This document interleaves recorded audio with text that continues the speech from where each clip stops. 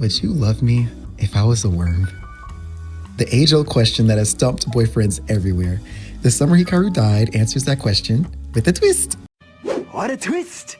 Instead of a worm, though, it's more like, would you still love me if a mountain demon reanimated my corpse after I died under mysterious circumstances and I'm like your soulmate and the demon kind of acts like me but is nothing like me still, but you eventually build a brand new connection with it that you don't want to give up for multiple reasons with varying ethical implications? I'm finding it. Safe to say, I was inspired by this conundrum immensely. Like, TF would you even do? Like, all my friends were convinced they'd reject such a scenario, but I wasn't so sure. It just doesn't feel quite fair or realistic to expect Yoshiki, the main character despite the name of the show, should have to do that. It makes me wonder what the mangaka's true intent behind their love affair was, or if there even is a definitive answer, or even if that matters at all.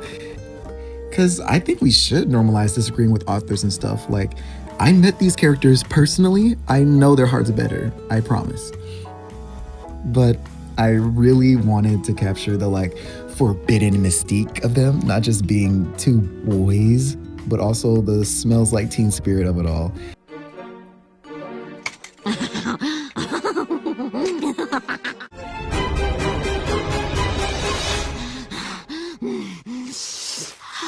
Oh my god, that was such a rush!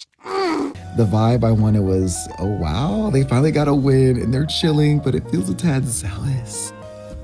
I actually wanted this pose to be for Murata and Yoshido from Demon Slayer because those two, they have something gay going on. I don't know what it is, but I cannot be convinced otherwise. Exactly. And I told her. But I was so enamored with Summer Hikaru died since it was such a fresh concept that I had to make sure I got into it sooner rather than later. To be honest, I struggled a lot with this drawing too. I got so sidetracked and I can get a lot of choice paralysis from all the ideas I have in my mind. I have a dream to sell my art at DreamCon or Comic-Con, and I always notice a distinct lack of actual gay art there. I know if I look for it, others would appreciate it too. So, potentially. Hopefully. I wanted Hikaru to give a happy-go-lucky like he always does. I find that choice to be so interesting since the demon inside of him has a hard time parsing which memories are his and isn't. It makes you feel like the demon is inherently an innocent and kind-hearted spirit that just so happens to be malaligned with being a demon and all that. There are moments, of course, where he experiences some existential dread over his purpose before inhabiting Hikaru's body and what his relationship with Yoshiki means.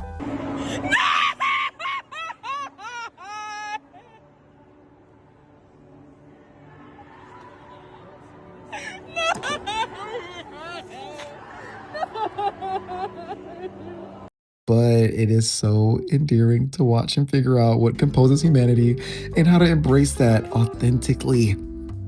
My favorite part is when Yoshiki is reaching inside of Hikaru. Yoshiki! 手入れてみる? Yeah, no real way to explain that. It is such innuendo, but the demon touches Yoshiki back, which frightens Yoshiki and causes an impromptu discussion about consent. On the surface, it was a tense moment where the viewer questions Hikaru's true intent, but I think it goes a bit deeper.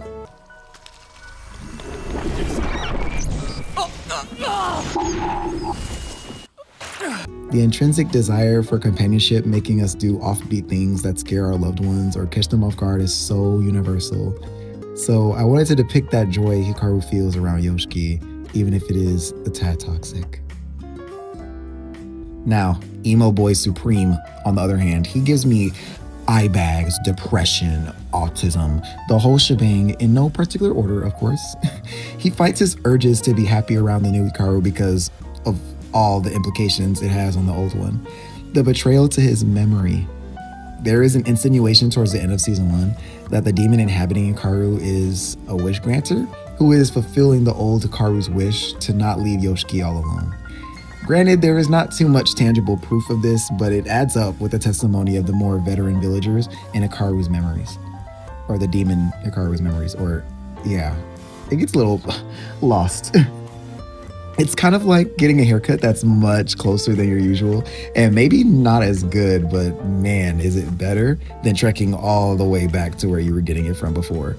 Or maybe it's like if it closed down and you can't get it anymore at all. You just missed that barber, I guess. Hikaru's memory aside, the demon Hikaru is exceptionally dangerous and has killed people before and has caused demons to gravitate towards Yoshiki as a result. So this just goes back into whether or not the mangaka is trying to doom their relationship or merely complicate it.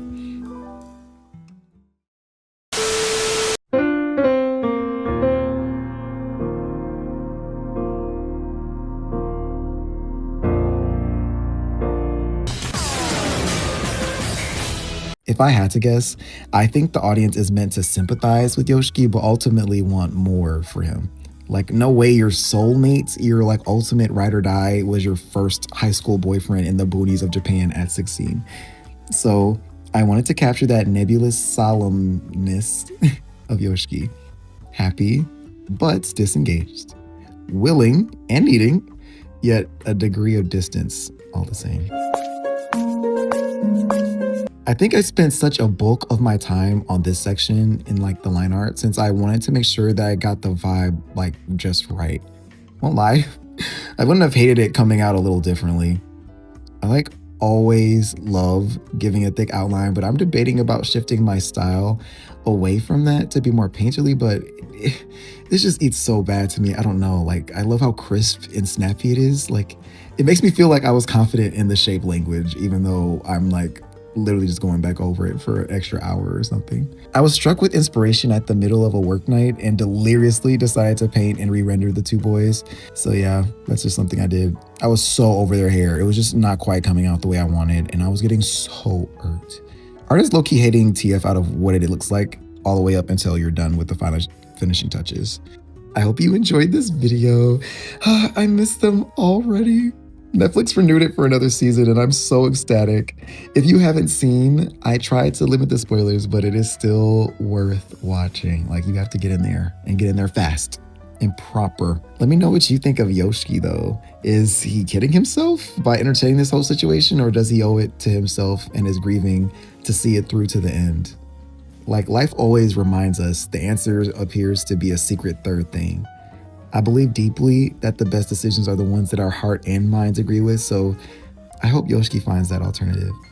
Subscribe and share too. I'm trying to get big. So yeah, bye y'all.